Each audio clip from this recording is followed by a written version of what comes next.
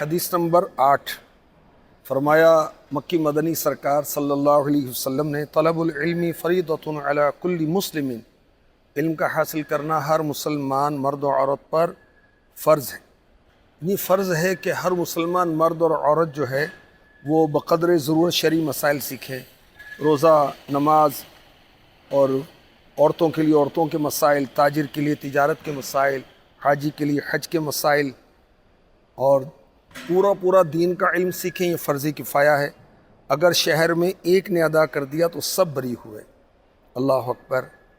تو دنیاوی علوم کی طرف بہت توجہ ہے، جو دین کا علم ہے اس کی طرف توجہ ہونی چاہیے۔ یہ اولین فریضہ ہے مسلمان کے لیے، عقائد کے بارے میں، اور کن معاملات سے آدمی غیر مسلم ہو جاتا ہے، گمراہ ہو جاتا ہے، یہ سیکھنا چاہیے۔